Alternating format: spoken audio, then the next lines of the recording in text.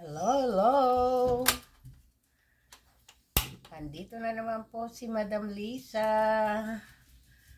Samahan niyo po ako magluto ng natirang hotpot namin. So, gagawin ko po siyang lumi, Paris lumi. Maiba naman po. Yung mga natira po ng mga vegetable, sasahog ko pa rin sa Paris lumi ko. Kahit naman po anong pwede naman po eh. So guys, ito magluluto tayo. Samahan niyo ako. Iniinit ko lang po yung kawali. Kawali.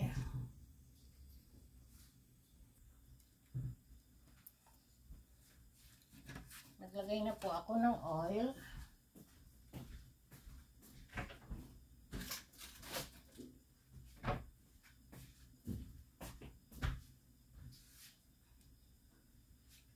Lalagay tayo ng butter. Ito rin guys, ang natira sa hotpot namin, beef. So, lulutuin ko po siya dito.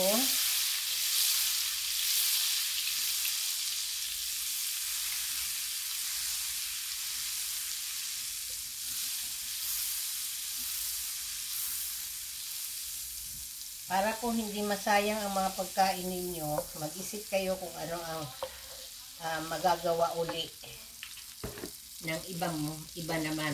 Pero sa akin, soup pa rin. Ay, lalagay ko na po yung onion. Bara. Bango.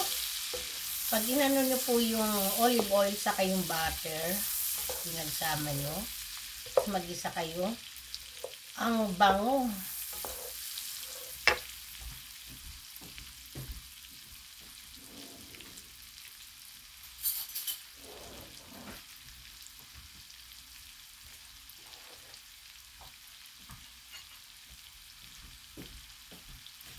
Meron po akong spices, 5 spices, walang 4, pero may anis din po ako.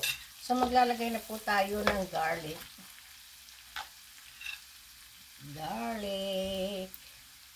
Ang garlic ko po yung hindi nasa bote. Ayan. Kunti lang.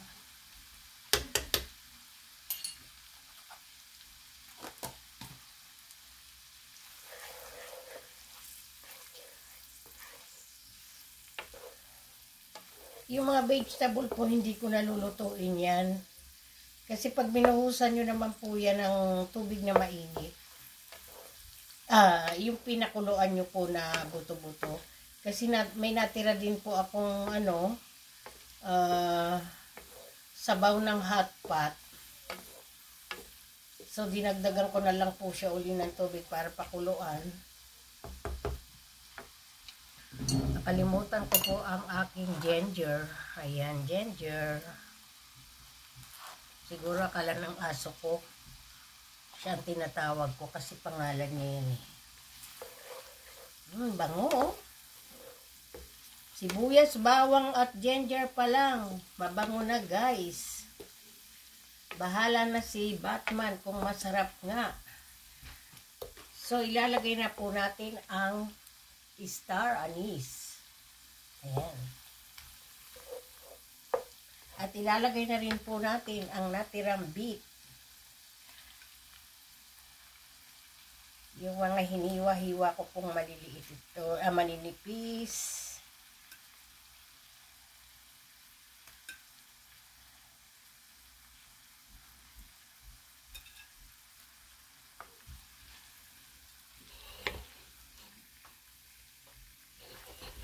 Haluin lang. Ang bango lalo na nung nilagyan ng anis. Tapos meron naman akong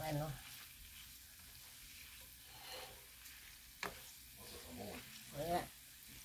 Narinig niyo po, sabi ng asawa ko sasambong. Ang sasambong dito ay mabango. Mabango daw ang amoy. Gusto niyo po matutong mag-Pranse? French? Turuan ko po kayo. Kunti lang naman po ang nalalaman ko. Ang masarap sa sibong. Si Trebong Kiskisyope. Masarap ang ginagawa ko. O bape yan, Trebong soup. Nagawa tayo ng masarap na soup. Natuto na lang po ako dito sa bahay kasi nga lahat ng kasama ko dito puro French, mga bisita niyang mga anak ko French, so natuto na lang po ako. Je parle français. Je débrouille ici. Parce que ici au Québec, c'est très important de parler français. Bayan na pa buku-buku ici, Filipino, o la Chinois, o iya pa buku-buku ipar très bien français ici. Moi, je parle français parce que je reste en France. Aimé il appelle. Attends, je vais répondre à Pumunta ako sa, sabi niya, open siya. Yung pala, umalis dahil may tawag yung anak na kailangan na pumunta ng Cotillas, hiniwan niya ang pwesto. Sabi ko, akala ko, nandito ako. Ay, oo nga pala, sabi niya. Tapos sabi ko, hintayin na lang kita. Sabi ko, hindi na ako uuwi. Eto guys, maglalagay po tayo ng soya sauce. Konti lang po ang soya sauce na ilalagay ninyo. Kasi lalagyan nyo pa siya. Kasi ang soya sauce ko po dito, no salt. Ayan po. So, maglalagay po tayo ng 5 spices. Yan. Konti lang po ang ilalagay ko. Sandali lang ganda. Matatapos na rin naman. Ayan, haluin lang po natin. Lagyan natin ng konting paminta. Paminta. Yung iba po, naglalagay ng sugar, brown sugar dito. Pero ako po ayoko ng may brown sugar na medyo matamis-tamis. Ayan. Matatapos na ganda. Okay, last. Para matuto ka rin. Nakalimutan ko naman. Salt. Maglalagay po ako ng konting-konting salt lang. Wala na pala akong salt.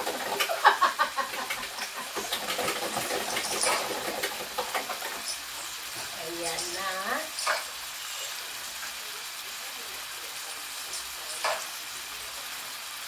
Ano pagkain nyo ganda? Hindi ko alam, bahala na. Kung magdilata kami ng anak ko, magdilata. Wala, stress ako. Wala akong magluto. Kasi nakaupo ako dyan kanina. Siyempre kausap ko siya niya. Inaano namin yung papel, dokumento. Nag-fill up ako. Sinurward ko sa kanya. Ay, nako. Lagyan po natin uli ng konti na soya sauce. Kasi po, parang wala pong kulay. So, ayan na po siya guys. Tapos na siya. Ang gagawin na lang po ninyo, ilalagay ninyo sa ibabaw ng noodles ninyo. So, ipapakita ko po sa inyo ang noodles. Ayan po, naka-ready na siya. Yung isa, wala pang vegetable. Pero, lalagyan ko po siya. At naghihintay na po ang client ko. Customer na po akong naghihintay. Gutom na daw siya.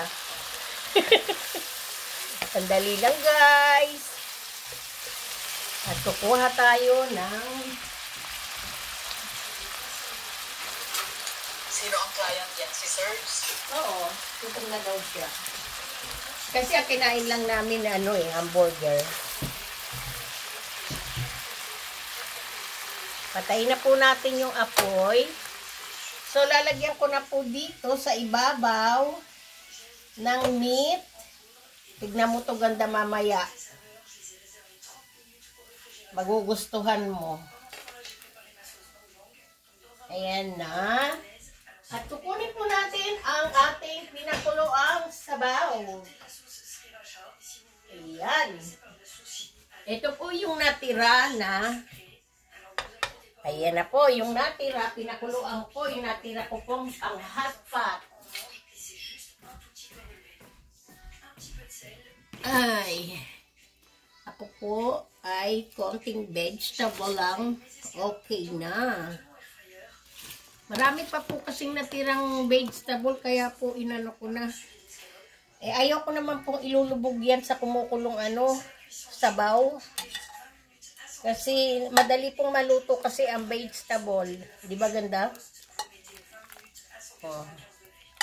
Tatapusin ko lang to. Ayan na. Pero yung sa hobby ko po kailangan maraming sabaw. Ano bang tawag dito? Sabaw ganda? Sa, ano? Yung soup. Ayan na po.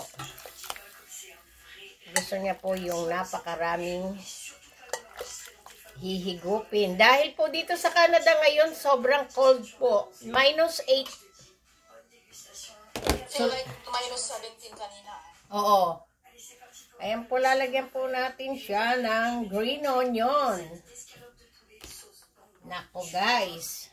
Alam kong mas masarap dyan sa Pilipinas ang ating soup na ginagawa na soup Paris.